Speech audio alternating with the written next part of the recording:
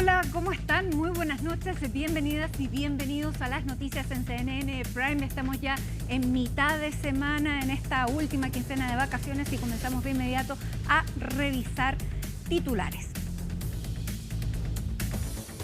El ministro de Economía calificó de artificial la polémica por el traspaso de 3,4 billones de pesos desde Corfo al Tesoro Público. Nicolás Grau explicó que en 2022 y 2023 las transferencias fueron más altas debido al precio del litio. La oposición, por su parte, anunció que impulsará una comisión investigadora. Por ser, comillas, un peligro para la seguridad de la sociedad y de la víctima, la justicia decretó prisión preventiva para el diputado Francisco Pulgar, quien es investigado por violación y abuso sexual reiterado en contra de una menor. Desde la Fiscalía indicaron que el tribunal descartó una eventual motivación política. El alcalde de San Antonio calificó como una aberración pensar en el desalojo de la gran toma de Cerro Centinela en su comuna. El jefe edilicio dijo que ni el municipio ni la provincia tienen la infraestructura como para recibir a los casi 10.000 pobladores. En la gobernación de Valparaíso hay también preocupación por la cantidad de policías que es necesaria para un operativo de estas características. Y en temas internacionales, Donald Trump calificó a Volodymyr Zelensky como un dictador sin elecciones. Esto ocurrió luego que el mismo presidente de Estados Unidos culpara falsamente al mandatario ucraniano de iniciar la guerra con Rusia y que Zelensky dijera que Trump vive en un espacio de desinformación. Bueno, vamos a revisar esto y mucho más porque aquí comienza CNN Prime. Bienvenidos.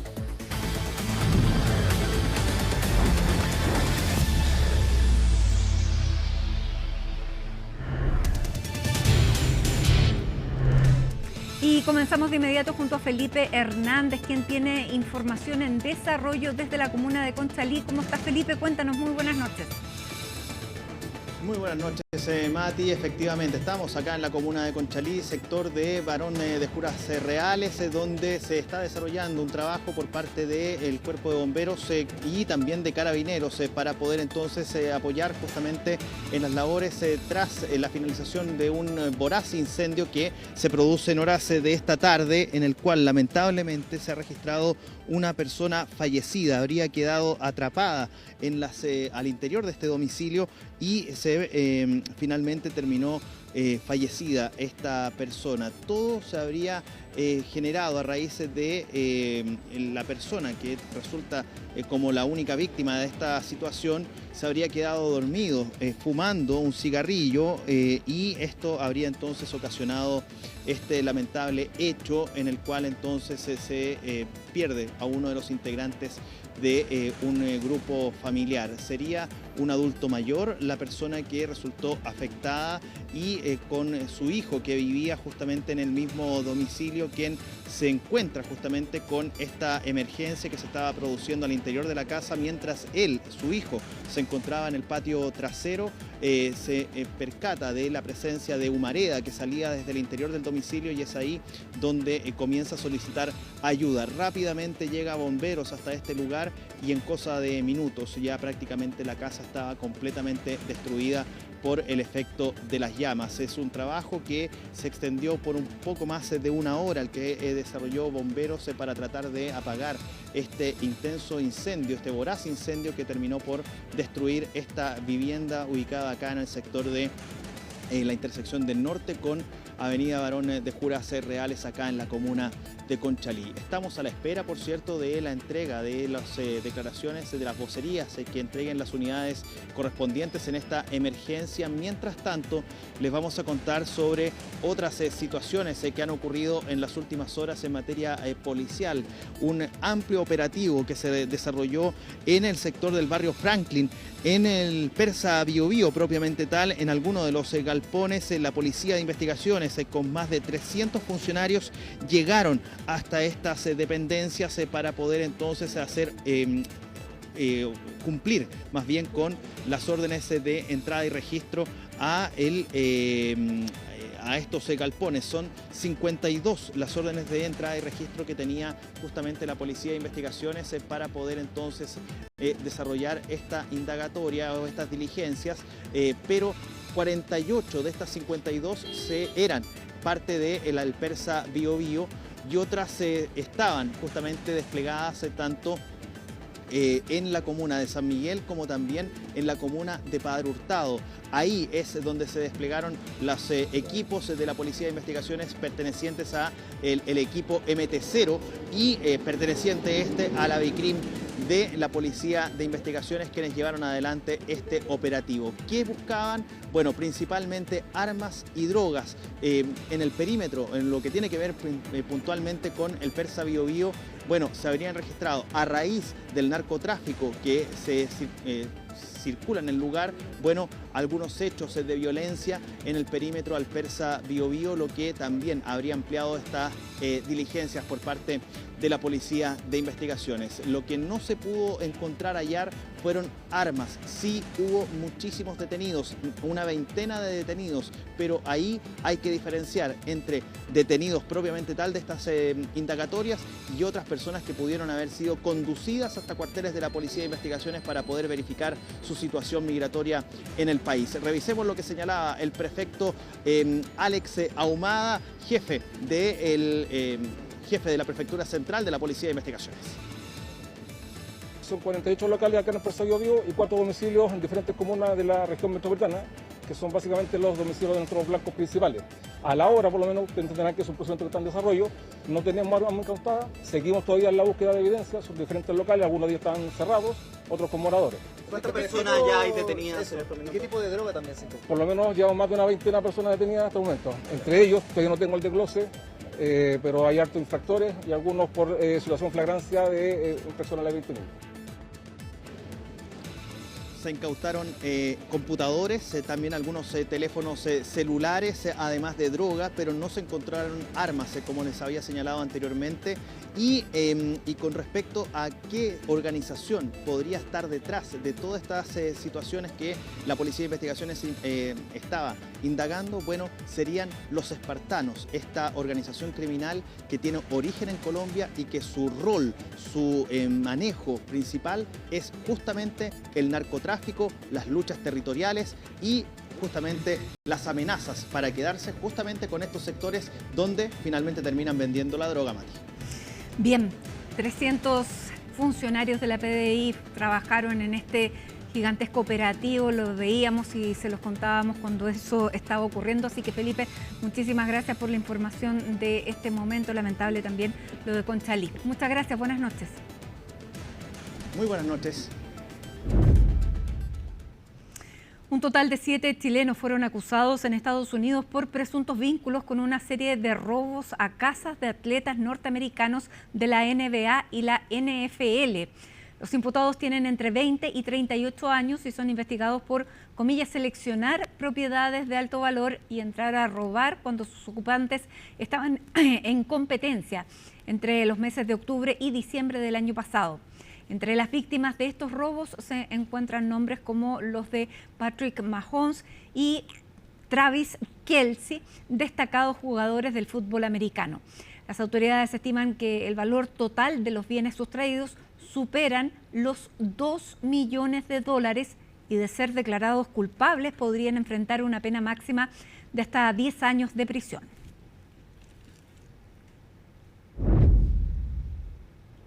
Un accidente de tránsito dejó al descubierto una realidad que esconden miles de carabineros. Tener que buscar un trabajo extra para poder aumentar el presupuesto de la familia. Una situación ilegal para las autoridades, aunque exfuncionarios insisten en que no tienen más opciones. El informe es de Fernanda Moya. Un violento accidente en plena avenida La Florida. Un taxi y un vehículo particular colisionan alrededor de las 4 de la madrugada, dejando a su conductor atrapado y en riesgo vital. Pero lo que parecía ser un choque más escondía un detalle inesperado. El conductor del taxi era un carabinero en servicio activo en la primera comisaría de Santiago. Sí, el sargento es de la primera comisaría de Santiago Central. En este momento estamos preocupados de su estado de salud, que pueda salir pronto de la situación de la gravedad de sus lesiones. De acuerdo a información preliminar que nos ha entregado el equipo médico, habría salido del riesgo vital y lo más probable es que tenga que ser intervenido quirúrgicamente producto de la gravedad de las lesiones que presenta. Aunque el auto no estaba registrado a su nombre, se inició una investigación que busca esclarecer si se trataba de un trabajo en paralelo. Los carabineros que cumplen funciones paralelas están incurriendo en una falta gravísima desde el punto de vista institucional. Pero por otro lado, la pregunta que hay que hacerse, ¿por qué estos carabineros se ven forzados o obligados a tener que cumplir tareas paralelas? Precisamente esa es la pregunta, y el caso de este funcionario no es un caso aislado. El año pasado vimos casos como el del sargento Rodrigo Puga, quien fue mortalmente herido cuando trabajaba como guardia en el Teatro Caupolicán. Otra funcionaria que estaba en el mismo evento fue dada de baja. Estos son los casos que se descubren porque ocurre algún acontecimiento. Pero como yo decía, en la práctica son miles los que están trabajando. Y esto afecta porque tienen largas jornadas laborales, 12 horas de pronto. Y ese tiempo es para descansar. Pero sin embargo lo usan para trabajar, para ayudar a generar ingresos a sus familias. Porque el sueldo no les alcanza, así de simple. Esa es una realidad. Según Transparencia, un carabinero recién egresado gana poco más de 790.000 pesos. Y de ahí su remuneración iría subiendo a medida que va ascendiendo. Sueldos que no distarían mucho de otras instituciones de seguridad en Chile. Las remuneraciones con la otra policía son equivalentes, o sea, no son distintas.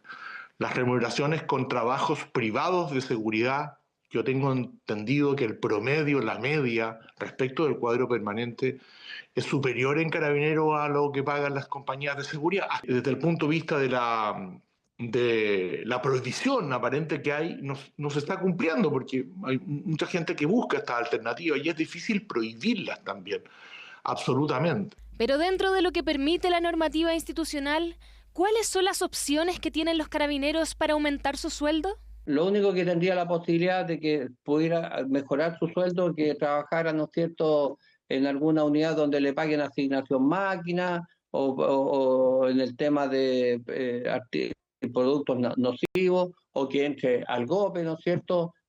Eso, o fuerzas especiales que pagan o que lo manden a una zona privilegiada. Pero ¿y el resto? ¿Qué pasa con el resto que queda en desmedro? Y yo prefiero que el funcionario tenga una actividad remunerada extra porque así estamos evitando que el funcionario sea corrupto. Sin duda el caso del policía accidentado la madrugada de este miércoles se suma al de otros que muchas veces deciden mantener en silencio su trabajo extra. Desde la oposición anunciaron que en marzo citarán al alto mando de Carabineros y a la ministra del Interior para ver cómo se mejoran las remuneraciones de los carabineros. Hacemos una pausa en CNN Prime, noticias, solo noticias, ya estamos de regreso.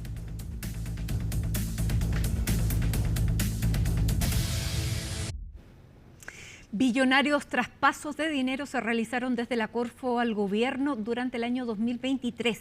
La transferencia habría sido solicitada por el propio Ejecutivo para cumplir con las metas fiscales de ese año. Pilar Gutiérrez nos va a contar las reacciones que surgieron durante esta jornada. Que han dicho que a propósito de estos recursos se gastó más de lo comprometido. Eso no es cierto. Explicaciones que dio el ministro de Economía Nicolás Grau a raíz de las críticas por el traspaso de 3,4 billones de pesos desde Corfo al gobierno en 2023. La información dada a conocer en primera instancia en un reportaje de The Clinic detalla que el traspaso implicó la venta de activos por parte de Corfo. La polémica que ha existido a propósito de estos traspasos de Corfo al Tesoro es bastante artificial. Esto ha sido de forma totalmente regular y transparente. El traspaso de Corfo al Tesoro fueron por montos más grandes de lo que han sido otros traspasos históricamente. ¿Por qué ocurrió esto? Bueno, por una razón muy simple, porque había un precio muy alto del litio y por lo tanto habían ingresos muy grandes del litio y por lo tanto era natural que el Ministerio de Hacienda buscara utilizar esos recursos para justamente poder responder a las necesidades del país. Los traspasos habrían sido solicitados por el Ministerio de Hacienda para cumplir con el balance estructural del 2023, ya que ese año se habría copado el nivel de endeudamiento, por lo que no era posible sostener la caja fiscal de esa forma. La Dirección de Presupuestos explicó de dónde provenían los recursos solicitados a través de un comunicado. Entre 2022 y 2023 se recaudaron 5,4 billones como consecuencia consecuencia del mayor precio del litio y el Ministerio de Hacienda solicitó a Corfo integrar al Tesoro Público 3,4 billones de ese total. No constituye una acción por fuera del marco legal. Sin embargo, del total solicitado, 1.500 millones de dólares provinieron de la venta de activos financieros de Corfo. Las actas dan cuenta que el vicepresidente ejecutivo, José Miguel Benavente, se abstuvo de aprobar ese último traspaso solicitado, bajo el pretexto de resguardar el patrimonio de la corporación. Es muy razonable que él vea este problema desde la perspectiva específica de Corfo, pero lo que les corresponde a los ministros es ver este problema desde las necesidades del país, del bien común. Si uno toma el inicio del gobierno y lo compara con la situación actual, no hay un deterioro en el patrimonio de Corfo. Desde la oposición han sido críticos del nivel de los montos traspasados. Durante 2020 ocurrió una situación similar en que el gobierno recibió 1.000 millones de dólares desde Corfo, pero se trató de un monto menor y en el contexto de pandemia. Pero además cuestionaron nuevamente las estimaciones que realiza la DIPRES. Hay un daño patrimonial a Corfo, denunciado por el vicepresidente, que no votó a favor de esta iniciativa, justamente porque Corfo está para el desarrollo productivo, para el posicionamiento tecnológico, para pasar de una economía extractivista a una economía que genere valor agregado, y no es una caja pagadora para cubrir los déficits operacionales por malos cálculos que hace el gobierno. El ministro Grau prepare los antecedentes para la instancia fiscalizadora, que es la Cámara de Diputados.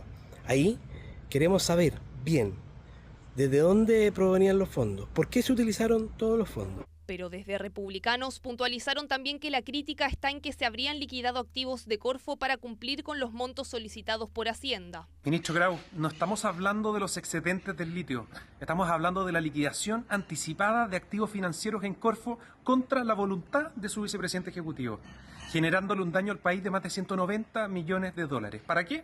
Para gasto corriente, para ir a tapar el hoyo que ha dejado la irresponsabilidad que ha tenido gastando lo que no tiene el Ministerio de Hacienda. Desde Hacienda sostienen que se trata de activos que ya habían sido invertidos, pero que igual se generaron a raíz de los mayores ingresos por litio. Quien también se refirió al tema fue Sebastián Sichel en su calidad de ex vicepresidente ejecutivo de Corfo.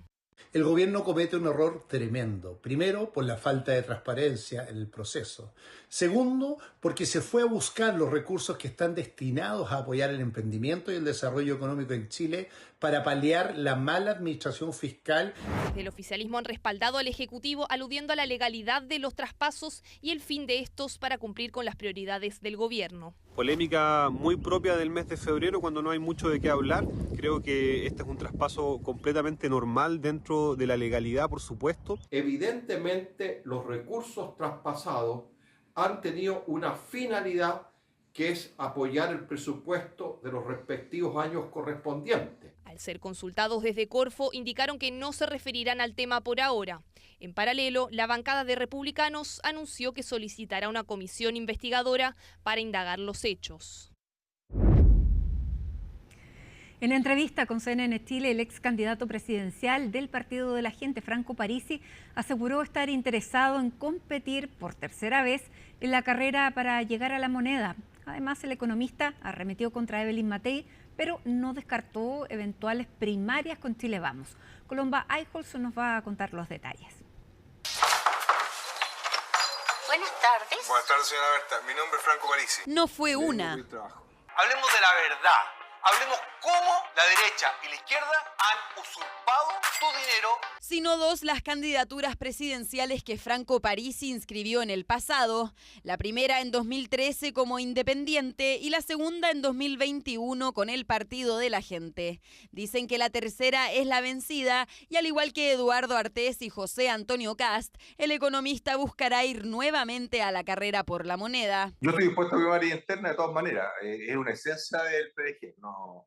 No existe nadie que tenga un puesto asegurado y hay que trabajar y hay que ganarse. Triunfo que de alcanzarlo lo convertiría en el abanderado del PDG, partido que según su presidente ya ha iniciado conversaciones con otras fuerzas de centro como Amarillos por Chile y Demócratas para realizar primarias. Pero ¿hay disposición para tener esa conversación con Chile Vamos? Respecto a Chile Vamos, la historia te condena. En el caso de doña Evelyn Matei, o su grupo se ha encargado de matar a las primarias y ha salido designada vía dedo. Pero si quieren conversar, nosotros estamos dispuestos. Disponibilidad que algunos en Chile Vamos sí tienen, mientras que otros no ven con buenos ojos la presencia de Parisi en una eventual primaria con la candidata de Renovación Nacional y la UDI, Evelyn Matei, en contra de quien el economista arremetió por su reciente propuesta en materia de reducción del gasto fiscal. Nos dice ahora que hay que cuidar el gasto fiscal con un sueldo de 10 millones de pesos, entre 8 y 10 millones de pesos en Providencia, con sueldo en la Municipalidad de Providencia exorbitantes con asesoría, y ahora me dice, hoy hay que bajar el gasto fiscal. Nosotros lo venimos diciendo desde el 2012. El señor Parisi no tiene autoridad moral para criticar a Evelyn Matei.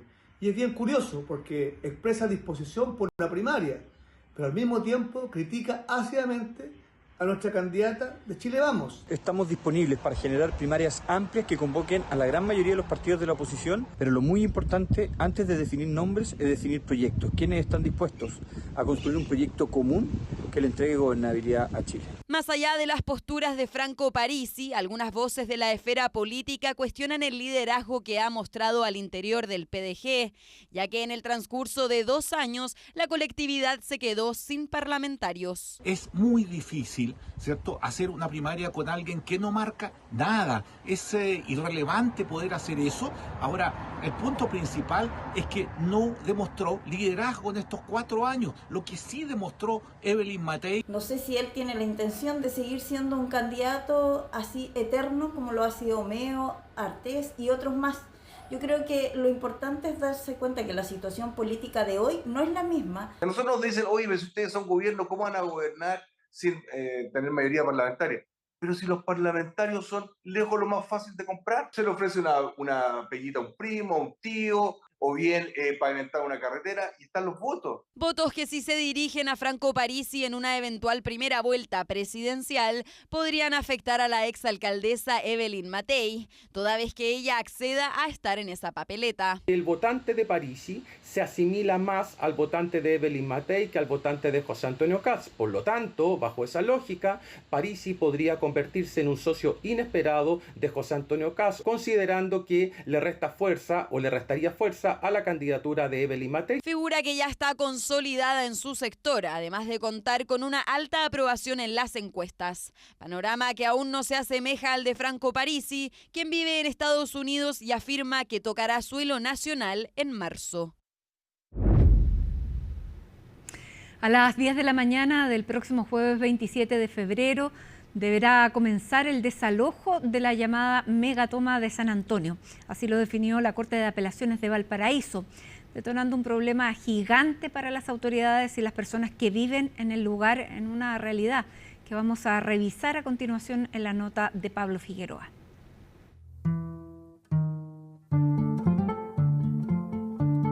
Todas las mañanas, a las 2 de la mañana me levantaba a correr en la calle con puras cosas de cachureo. Recogía fierro, recogía esas ollas de aluminio, recogía todas esas latas de cerveza y toda esa plata lo iba depositando para mi casa. ¿Ve? Y por eso quiero vivir feliz, contenta. El deseo de Orfelina Santana es el de más de cerca de 10.000 personas por estos instantes en el Cerro Centinela en San Antonio, lugar donde desde 2019 se instaló una de las tomas más grandes del país, la que deberá ser desalojada desde el próximo jueves 27 de febrero. La situación mía no es buena porque llevo años esperando un subsidio. La realidad es estresante, tanto como para uno que llevamos un año y tanto con licencia y hay mucha gente acá, que hay cesantía, mucha gente, hombres que trabajan en la pesca, todo eso, que no es un trabajo continuo. Llevamos 18 años postulando a la vivienda y nunca hemos sido elegidos, y que lleguen y los saquen es difícil. Uno aquí cuando llueve queda la embarra, uno no puede transitar en auto. Son cerca de 4.000 familias las personas que están emplazadas en cerca de 260 hectáreas. La Corte de Apelaciones de Valparaíso estableció que el desalojo se deberá efectuar en etapas. Simplemente un desastre social, un desastre de seguridad, un desastre humanitario. La Municipalidad de San Antonio, la Comuna de San Antonio y ni siquiera la provincia tiene condiciones para acoger a las 3.000, 4.000 familias o 10.000 personas que componen este proceso de desalojo. Aunque sea parcelado, no están las condiciones, no existe infraestructura. Por eso es nuestro llamado al diálogo. Para poder desalojar ese volumen de población se requieren más de 1.200 efectivos policiales. En una región que tiene solo 3.000 efectivos policiales, y desde el punto de vista práctico, la verdad que el poder desalojar por cuadrantes, que es lo que está planteando, es una tarea titánica y que duraría muchísimos meses. La cooperativización de las familias. Hoy día las 3.200 familias que tienen esa voluntad de cooperativizarse, creo que sería un fenómeno inédito en el país. Mientras en el gobierno esperan llegar a una solución el próximo lunes cuando se reúnan con los dueños del terreno, en paralelo los pobladores nos entregaron este video, que es de hace cerca de 3 años. ¿Y se puede vender? Sí, se puede vender. Está inscrito. El plano se... Material de prueba con el que ellos se defienden con la idea de que contaban con la venia de los propietarios para instalarse en el terreno y con quienes tuvieron conversaciones para comprar. En ese video el dueño nos dice que ellos tenían como parcelado, por decirlo de alguna manera, los terrenos y que ellos tenían la intención de vender. O sea, jamás en la vida ellos nos hicieron saber que nos querían votar después de cierto tiempo de estar acá. Ellos nos autorizaron a estar acá. El video dura 6 minutos 50, es bastante largo, en donde incluso se habla de precios, porque nosotros acá estamos autorizados por los dueños. Que se quieran hacer la vista gorda y que lo que hicieron con nosotros fue aprovecharse de la vulnerabilidad de la familia al dejarnos construir, al dejarnos vivir acá, para engordar los precios, porque ellos pagaron 300 millones de pesos por todas estas hectáreas y ahora están pidiendo 55.000 millones porque se dieron cuenta que el negocio era lucrativo. Pusieron el pie encima y que no lo están dando ni una solución. Porque nuestro objetivo del minuto 1 fue comprar. Y eso hasta el momento no se ha concretado. Ahora, se lo impuso comprar a través de cooperativas, pero tampoco tenemos la certeza si efectivamente vamos a llegar a eso. En lo concreto, la próxima semana, el lunes, el gobierno se junta con los propietarios del terreno. El jueves debería comenzar a llevarse a cabo el desalojo de forma paulatina de los pobladores. Y en el fondo del problema hay 10.000 personas. Más del 70% de ellas tienen una situación de alta vulnerabilidad social, que están en una situación de tensión máxima ante la falta de comunicación directa con las autoridades y en la espera de un inminente desalojo que es cosa de días. Y en otro ámbito continúan las tareas de búsqueda tras el naufragio de una embarcación menor en Talcahuano. Según los primeros antecedentes dados a conocer, cerca de las 11 de la noche del martes, una lancha motor con 10 tripulantes se habría volcado y posteriormente naufragado en las proximidades del puerto San Vicente, mientras desarrollaban faenas de pesca de sardinas. Así, 7 de los ocupantes habrían llegado por sus propios medios en una lancha de apoyo hasta la bahía, donde se constató la muerte de uno.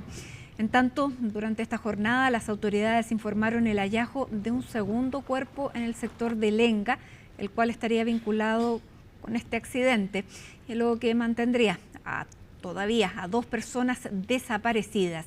Equipos de emergencia se mantienen controlando y monitoreando la zona donde se emitió la última ubicación oficial de la barcaza. Sin embargo, las condiciones climáticas han dificultado las labores.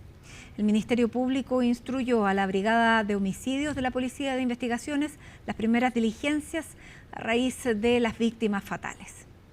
En horas de la madrugada, una vez que se tomó conocimiento del naufragio de esta embarcación, se produjo, en realidad junto con las personas que sobrevivieron, habría llegado una persona fallecida, que también era parte de esta tripulación. Solamente nosotros tenemos como Policía de Investigaciones el hallazgo de 2 personas fallecidas, que se ocurrió en horas de la madrugada y en este que estamos trabajando y que estamos verificando si guarda relación con este naufragio. Existen vestigios que dan cuenta de un trabajador dedicado, ¿no es cierto?, a la pesca. Queremos sumar nuestro dron que tenemos en seguridad para la búsqueda terrestre y esperemos que en las próximas horas, que son cruciales para este tipo de casos, tengamos resultados positivos, primero en encontrar la embarcación y por supuesto que es lo más importante, las personas. Sin duda nos preocupa porque estamos en plena faena de captura de sardina, son muchas las lanchas que están trabajando y esperemos que estas situaciones no se repitan.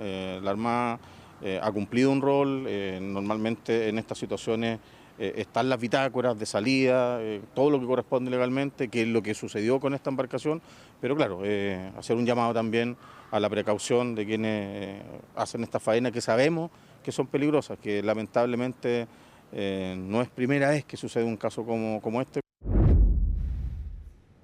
Diversos municipios acusan falta de financiamiento en la implementación de la universalidad de la atención primaria de salud. La medida busca que todas las personas, incluidas las que están afiliadas a ISAPRE, DIPRECA y CAPREDENA, puedan atenderse en el sistema público. Sandro Lavarría nos presenta el informe. El alcalde Max Luxich denunció que el Ministerio de Salud eligió a Huechuraba como una de las comunas de avanzada para la implementación de la reforma de salud y la universalización de la atención primaria. Un rótulo que, si bien trae la exigencia de lograr ciertos objetivos, no contempla la inyección de recursos para lograrlos. Este plan de gobierno está lleno de buenas intenciones, pero no dispone los recursos necesarios para su implementación en los municipios. Debemos ser responsables con las políticas públicas, y esto significa que el Ejecutivo ponga los recursos donde pone las palabras. Dentro de la implementación de la reforma hay 28 comunas de todo el país que efectivamente reciben recursos económicos para lograr que la atención en salud sea más ágil, oportuna y que lleguen a una mayor cantidad de personas. Aparte hay otras 40, entre las que está Huechuraba, que están en el grupo de avanzada, una especie de preparación antes de ser incluidas oficialmente en la reforma. Esa etapa considera capacitación, acompañamiento técnico y otros recursos de esa naturaleza. Entonces pareciera que hay una confusión ahí en estas etapas que nosotros hemos definido para la adecuada implementación de la estrategia, y lo que hoy día a Huechuraba le corresponde no precisa el financiamiento igualitario que tienen las comunas que van más avanzadas en este proceso de implementación.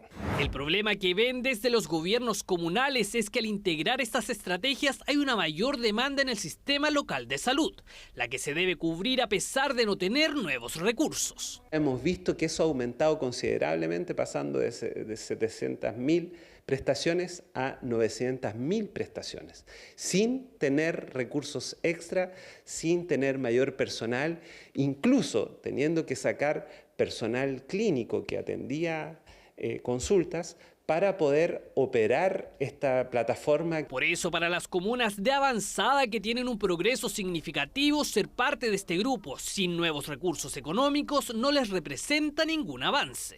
Quedamos donde mismo, o sea, nos van a dar este título que estamos porque ya estamos dentro de las comunas avanzadas, ya nosotros hicimos la solicitud, ya fue aceptada por el Servicio de Salud Metropolitano Sur, pero es solamente letra muerta. Queremos que llegar a todas las comunas del país. Eso es un desafío presupuestario importante. En la medida que tenemos los recursos, vamos a ir incorporando nuevas comunas a la universalización con los recursos que ellos necesitan, pero tampoco podemos comprometer recursos que hoy día no están aprobados en una ley de presupuesto que fue restrictivo para este año, y por supuesto que nuestra intención es seguir haciendo una implementación de alta calidad en las comunas que ya tienen los recursos y que están implementando las distintas estrategias. El plan original del gobierno era tener implementada la universalidad de la atención primaria en el 54% de las comunas del país al término de la administración, es decir, en 187 municipios. Una meta que se ve lejana, teniendo en cuenta que en 2023 ingresaron 7, en 2024 lo hicieron 14 y este 2025 se incluyeron otras 7. El número que se proyecta para 2026 estará supeditado al presupuesto del próximo año. El Juzgado de Garantía de Talca decretó prisión preventiva para el diputado Francisco Pulgar. En la audiencia, que se llevó a cabo de forma reservada, el tribunal dio por acreditados los hechos que se le imputan al parlamentario, que son los delitos de violación y abuso sexual reiterado a una menor de edad. Pulgar comenzó a ser investigado en mayo de 2021, luego de la denuncia de una mujer ante la Brigada Investigadora de Delitos Sexuales de Talca de la PDI. La presunta víctima aludió a hechos ocurridos en 2014, cuando ella era menor de edad. En diciembre de 2024, la Corte Suprema, en una decisión unánime, confirmó el desafuero del parlamentario, lo que permitió seguir avanzando en este proceso judicial, aunque él dice ser inocente. Ha insistido en su inocencia por los cargos que se le imputan. Desde el día 1, y eso es lo que tengo que decir. Veo bastante tranquilo. Siempre he estado así del día 1, así que, y voy a seguir así. Sea el escenario que sea. Su señora, me imagino que es importante. Hay un recelo. No, ella es una guerrera, Nada más. El desaforado diputado permanecerá privado de libertad en el Centro de Cumplimiento Penitenciario de Cauquenes a la espera de los 2 meses de plazo para la investigación. El tribunal decretó la medida cautelar de prisión preventiva respecto al imputado por 2 elementos básicos: peligro para la seguridad de la sociedad y peligro para la seguridad de la víctima.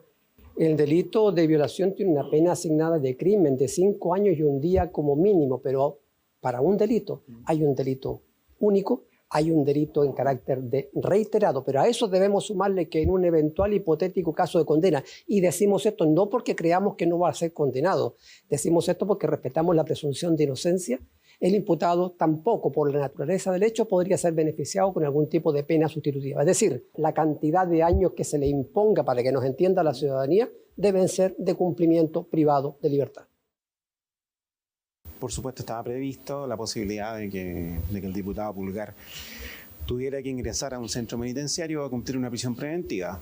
Me parece importante comentar que nosotros evidentemente vamos a presentar una apelación hoy mismo para que, si tenemos éxito en la Corte, el diputado pase el menor tiempo posible privado de libertad.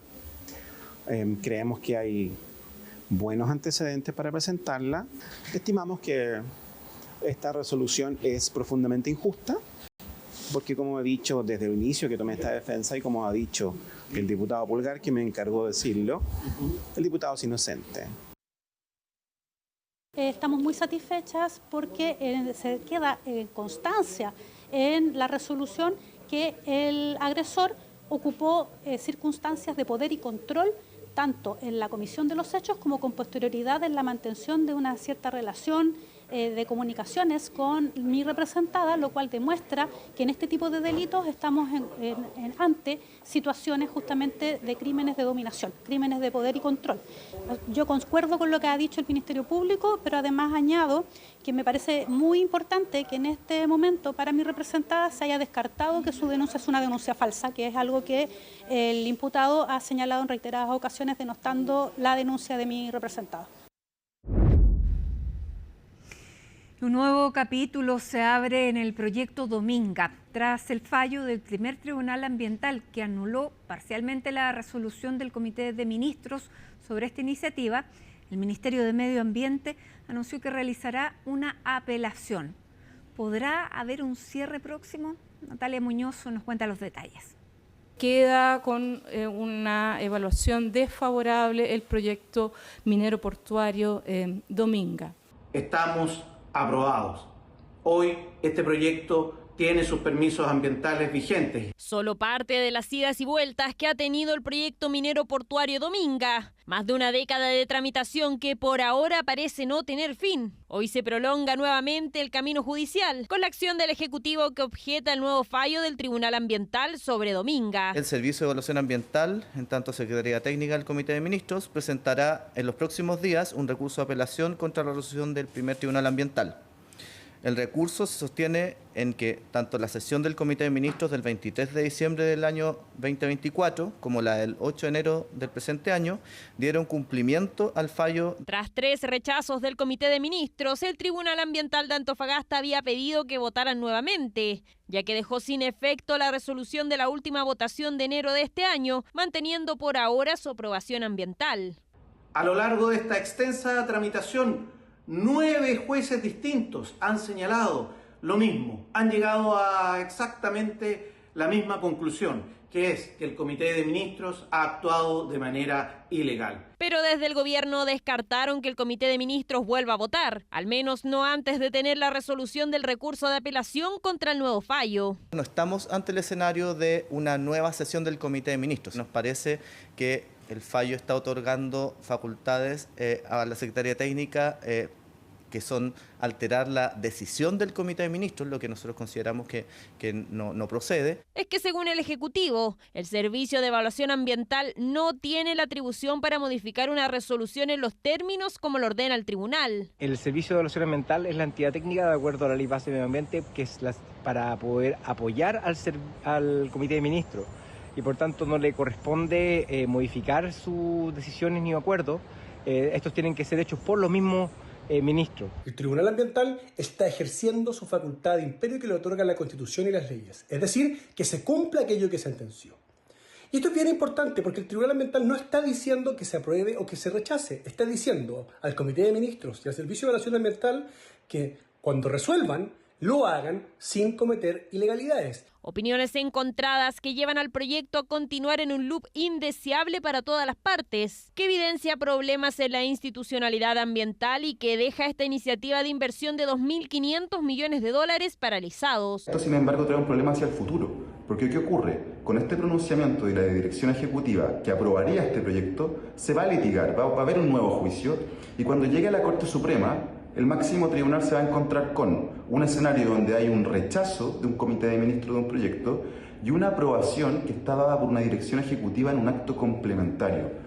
Y eso, levantar una ilegalidad sería muy fácil. Además, no hay consenso si la sentencia del Tribunal Ambiental va a resucitar la resolución de calificación ambiental de Dominga, en un lugar que tiene ambas caras de la moneda. Flora y fauna única en el mundo que estaría afectada según el rechazo unánime del Comité de Ministros basados en informes técnicos, mientras que la construcción de 2 minas de hierro y cobre en un megapuerto, esto crearía miles de empleos en La Higuera, una de las comunas más necesitadas del país, donde la tasa de pobreza llega a un 15%, 5 puntos más que el promedio nacional. El llamado es al gobierno para que instruya a su Comité de Ministros y tome una determinación apegado a lo jurídico y no al sesgo ideológico que ha mostrado respecto a este proyecto minero. Claramente hay un conflicto de competencia ya, a mi juicio, entre el Poder Ejecutivo, que tiene su posición, y obviamente los tribunales, en este caso un tribunal especial de orden ambiental. Creo que esto debe resolverse por la vía del Tribunal Constitucional o de la vía legislativa. No podemos mantener la incertidumbre. Al menos 2 años más podrían pasar hasta que tengamos novedades de un posible cierre para el proyecto. Mientras está a la espera de la resolución de la Corte por la defensiva del gobierno, agrupaciones ambientalistas adelantaron presentar nuevos recursos. Por ahora, Dominga se mantendrá así, solo una estructura con el nombre Medio del Desierto. Preocupación está generando el incendio forestal que ha consumido al menos 730 hectáreas en la comuna de Coihueco, principal hábitat de huemules en la zona centro-sur del país. Dentro del territorio impactado se encuentra el corredor biológico Nevados de Chillán, Laguna del Laja, sitio que alberga cerca de 80 huemules, una especie considerada en peligro crítico de extinción. Cabe destacar que gran parte de la superficie es bosque nativo con especies de roble, coihue y ñirre, además de albergar animales como la vizcacha, puma y zorro culpeo. De acuerdo a lo que comunicaron las autoridades, hasta el sitio ya han llegado más de 4 brigadas terrestres, así como 7 helicópteros provenientes de las regiones de Ñuble, O'Higgins, Biobío y Metropolitana. Se ha descartado la posibilidad de afectación de viviendas producto de este siniestro. Tanto desde la gobernación como organizaciones civiles han pedido con urgencia que se decrete alerta roja con el fin de destinar más recursos para combatir este siniestro. Sin duda el incendio más complejo que tenemos en este minuto es el de Coihueco, que está amenazando además un tesoro natural del país como es la biosfera allí de la reserva más nortina de Huemule, que también colinda entre Coihueco y San Fabián de Alico. Es complejo, hay desfiladeros, quebradas profundas, donde el fuego se mantiene y viento en la alta cordillera. Ya va en su 6º día de combate, particularmente de recursos terrestres y aéreos de CONAF, y actualmente lleva una afectación de 730 hectáreas de bosque nativo. Particularmente en el 6º día de combate han seguido trabajando tanto recursos terrestres, particularmente 4 brigadas profesionales, más efectivamente brigadas mecanizadas de CONAF, particularmente lo que son los skiders. Señalar que este incendio particularmente es un incendio sumamente complejo producto de la topografía. Tiene pendiente abrupta, básicamente con alta densidad de material combustible, lo cual hace peligrar, por un lado, el combate terrestre, como también por momento el combate aéreo. Son cerca de 350.000 hectáreas que están en este sector, que refugian a flora y fauna que está muy particularmente en este sector, y además es el único lugar en el centro sur de nuestro país donde aún quedan huemules. Por lo tanto, el combate a este incendio tiene que ser una prioridad nacional. Es por eso que hemos solicitado que se declare una alerta roja en este sector y se pueda incorporar más equipamiento, más aeronaves para este combate, porque es urgente. La Corte Interamericana de Derechos Humanos condenó al Estado chileno por la muerte de 10 adolescentes en un centro de internación del Sename ocurrido hace casi 18 años. La sentencia dice que nuestro país no tomó las medidas necesarias para prevenir la tragedia y además obliga al Estado a impulsar acciones de reparación para las familias. La nota es de Estefanía Bustamante. Como la del año 2007, cuando un incendio costó la vida a 10 internos. Año 2007 en Puerto Montt. Una tragedia que pasaría a la historia cuando 10 adolescentes murieron en el incendio del Centro de Internación Tiempo de Crecer del Sename, donde se declaró responsable al Estado chileno casi 18 años después. No habían extinguidores, no habían zonas de escape o salida en caso de desgracia, terremoto o incendio. Y tampoco habían condiciones de, digámoslo así, de no hacinamiento propias de un local que se supone que es de detención provisoria y que por lo tanto no debe tener contagio criminal. Por eso la Asociación Chilena Pro Naciones Unidas fue una de las agrupaciones que presentó una demanda ante instancias internacionales. En la Corte Interamericana de Derechos Humanos se decidió que Chile no tomó las medidas necesarias para prevenir el siniestro, ni tampoco actuó con la diligencia debida. Es simbólicamente importante el que esas familias se sientan restituidas en su dignidad por, la acción que el Estado tiene que entregarle esta reparación. La Corte consideró que también se vulneró a las familias de los fallecidos y por eso ordenó el tratamiento psicológico o psiquiátrico para quienes lo requieran. Además, pidió al Estado mejorar las condiciones de estos centros de privación de libertad y pagar una indemnización. Como Estado, queremos abordar la deuda que tenemos con las infancias vulneradas. Actualmente existe una comisión asesora para esclarecer la verdad sobre vulneraciones a los derechos humanos de niñas y niños y adolescentes que estuvieron bajo la custodia del Sename entre 1979 y 2021. Chile ya había reconocido parcialmente su responsabilidad, no solamente eso, sino que desde el año 2007, en que ocurrió esta tragedia, se han estado implementando medidas y el propio fallo también indica que esta verdad que se va a establecer a través de esta comisión independiente es en sí misma una medida de reparación. En la sentencia también se determinó la responsabilidad estatal por vulnerar los derechos de 271 jóvenes que alojaron entre 2006 y 2009 bajo malas condiciones en los centros de internación Ligüen, Antúe, San Bernardo y Puerto Montt, donde ocurrió el incendio. Adoptaremos las medidas que sean necesarias para la difícil labor de identificarlos, también de encontrarlos y de poder proceder a la reparación que nos indica que va variando de acuerdo al periodo de tiempo y también del lugar en el que estuvieron bajo cuidado del Estado. La sentencia también se tiene que ver como una oportunidad para que mediante el nuevo sistema y servicio de reinserción social juvenil se tomen las medidas relevantes que permitan mejorar las condiciones en los centros de privación de libertad. Si tuvieron que pasar casi 18 años para una respuesta, dicen algunos, es por las complejidades del sistema internacional de derechos humanos que no siempre tiene el presupuesto suficiente para actuar ante una importante cantidad de casos. Pero también tiene que ver con, la sentencia. Y la sentencia que ha salido ahora creo que es, aunque tardía, refleja de que la justicia comillas, diría mi madre, tarda pero llega. Justicia internacional, donde la Corte valoró el reconocimiento parcial que hizo el Estado chileno sobre su responsabilidad, en un hecho que terminó en 2009 con una salida judicial alternativa, en la que se dictó firma mensual durante un año contra los 6 imputados del caso.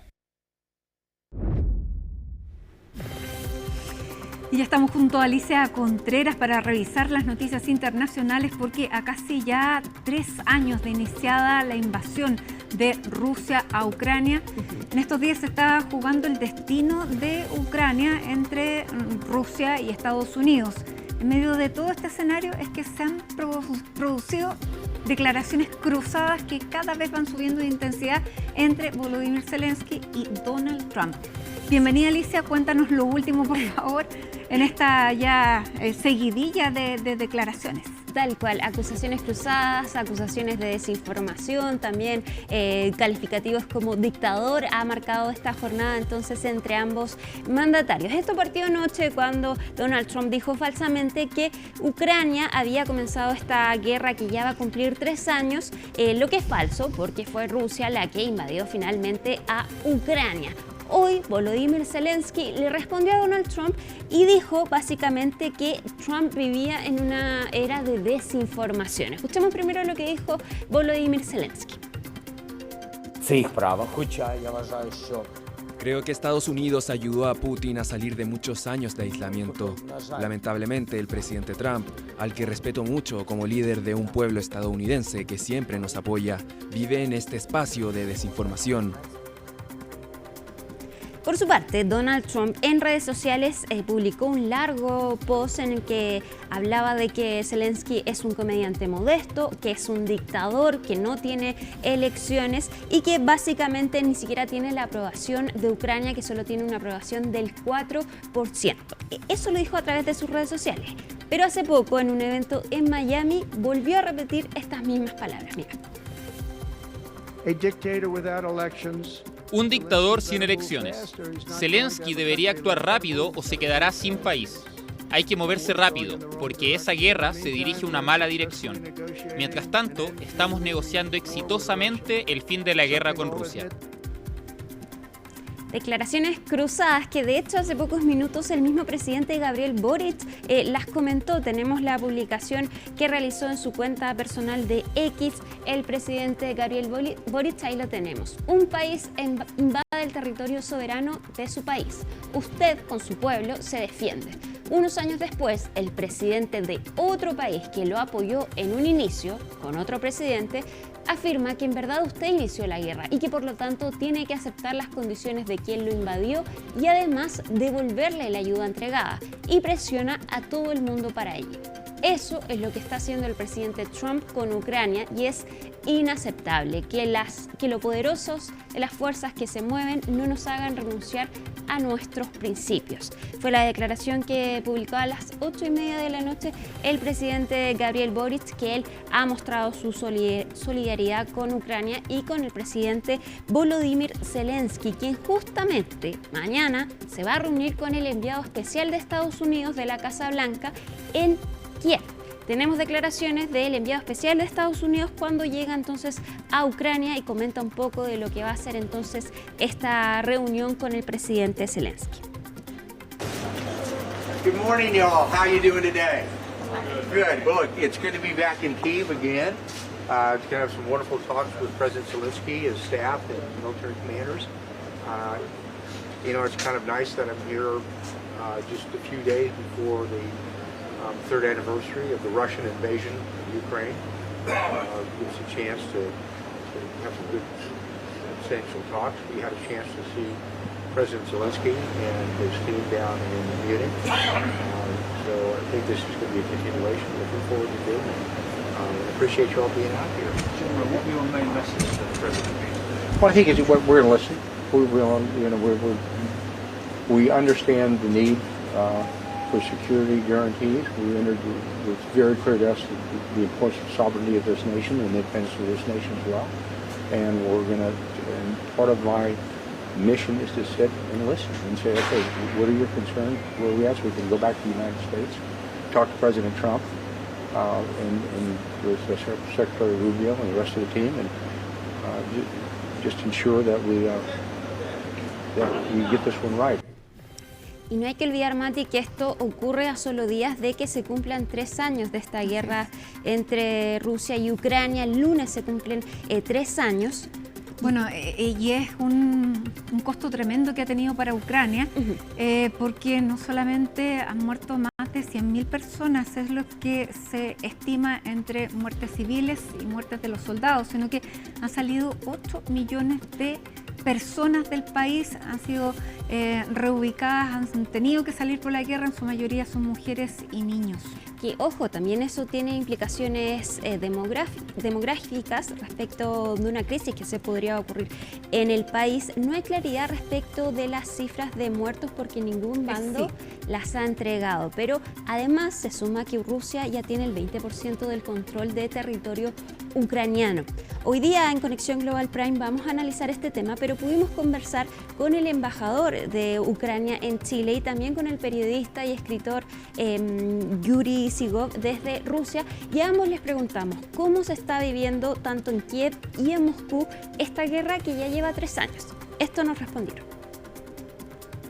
No, por ejemplo, si uno viene a Kiev, uno al principio no puede no darse cuenta que está en la capital de un país en guerra, porque funciona el transporte, los teatros, museos, comercios, todo funciona. Pero de vez en cuando suena la alarma del ataque aéreo y la gente sabe que tiene que refugiarse porque viene un misil o vienen los drones. Si vienen los drones, normalmente son derribados antes de llegar a la ciudad y ahí la gente no se preocupa tanto, pero si vienen misiles balísticos que tienen tiempo muy corto de acercamiento, ahí sí la gente tiene que bajar a un refugio subterráneo, una estación del metro o un sótano de su casa para que pase ese tiempo. Eso interrumpe la vida cotidiana, la vida normal de las personas. Yo visité a Vietnam y volaba desde Moscú a Vietnam como 9 horas y media. Habían aviones también que partían a las Islas Maldivas, a Tailandia, a China, a muchos otros lugares. Todos aviones llenos de pasajeros. Van con sus familias, con sus niños, con un montón de dinero en sus bolsillos. ¿Cómo es posible? La parte, como 5 millones, está involucrada en los combates bélicos. El resto vive la vida normal. Un tema que vamos a analizar entonces en Conexión Global Prime. Nos vamos ahora a Brasil porque el expresidente Jair Bolsonaro fue acusado por un intento de golpe de Estado junto a 33 personas. Tenemos un informe desde CNN Brasil que nos explica más detalles de qué está pasando con Bolsonaro. El fiscal general de Brasil, Paulo Gonet, denunció al expresidente Jair Bolsonaro por liderar un intento de golpe de Estado para revertir su derrota ante Luis Inácio Lula da Silva el año 2022. La acusación lo señala como líder de una organización criminal con un proyecto autoritario de poder, según las palabras de Gonet. Junto a Bolsonaro fueron denunciadas 33 personas, incluidos exministros y un jefe de la Marina de Brasil. El caso ahora está en manos del Supremo Tribunal Federal, que decidirá si abre juicio. De ser condenado, Bolsonaro enfrentaría hasta casi 40 años de prisión. Gonet, el fiscal, dice en la denuncia que Bolsonaro y 33 personas más participaron en un complot para mantenerse en el poder, lo que culminó en el 8 de enero del 2023 con la destrucción de los edificios sedes de la Plaza de los Tres Poderes en Brasilia, incluyendo al Palacio del Planalto, la sede del Poder Ejecutivo en Brasil. El plan, según escribió el fiscal general, pretendía incluso envenenar a Lula da Silva y matar a tiros al juez de la Suprema Corte, Alexandre de Moraes, considerado un adversario del expresidente. Por medio de un comunicado, el organismo, la Fiscalía, detalló que presentó cargos contra 34 personas acusadas de incitar y ejecutar actos contrarios a los tres poderes y al Estado democrático de derecho.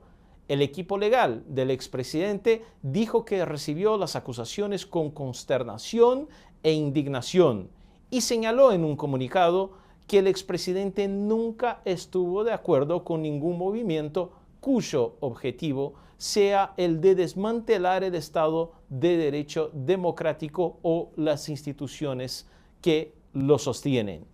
Bolsonaro tiene prohibido ya postularse en las elecciones presidenciales del 2026 después de que los jueces de otra corte, el Tribunal Electoral, dictaminaron que él abusó de su poder y planteó dudas sobre la fiabilidad del sistema de votación en el país. Por ahora, mucha pelea, mucha discusión entre la oposición y la base gobernista en el Parlamento. Sobre todo, el presidente Lula poco dijo sobre la denuncia de Gonet, pero el país con un clima de mucha polarización entre las dos principales corrientes políticas del país.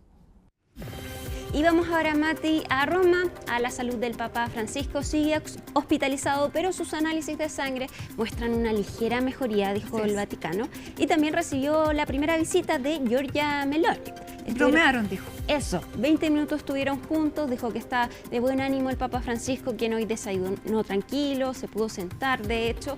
Pero es importante acá entender también los antecedentes de salud del Papa Francisco para entonces entender por qué es tan importante este cuadro que está atravesando. Darío Rifo tiene un informe al respecto.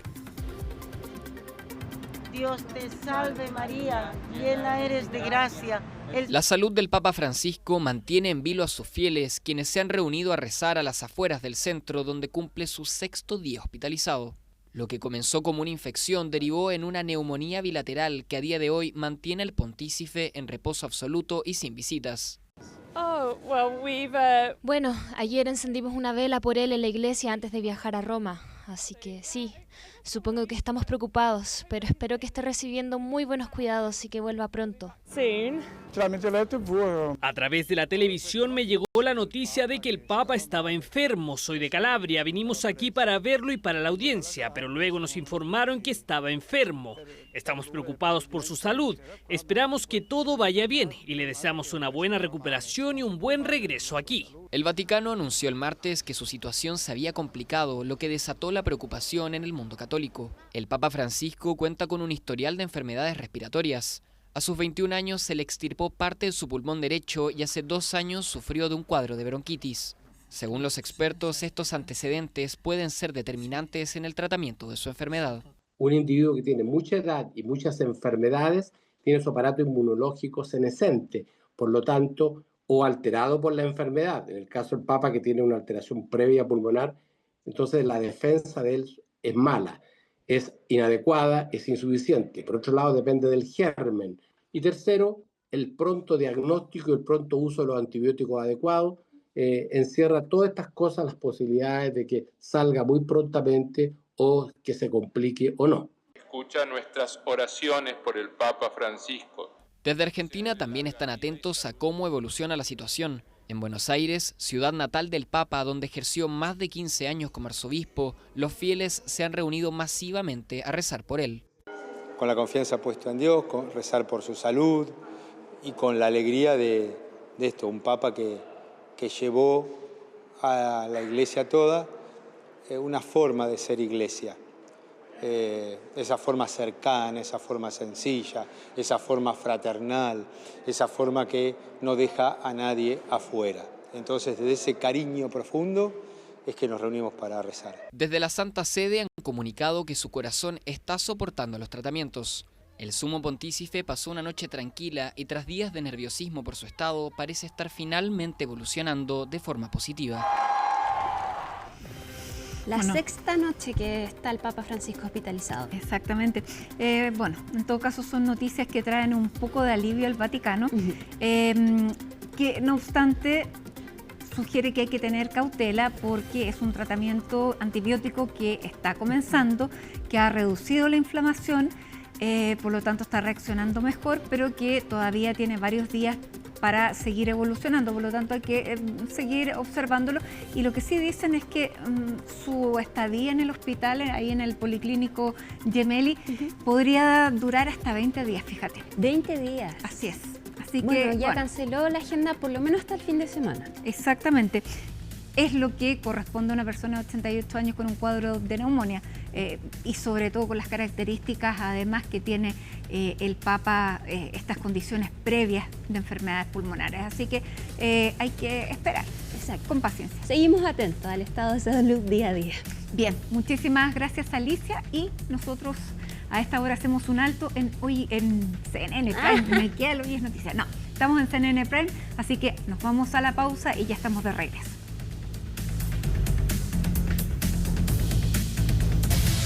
Con esta información nos vamos. Gracias por acompañarnos en CNN Prime. Recuerden que ya llega el tiempo en CNN Tiempo y luego Conexión Global Prime junto a Alicia Contreras.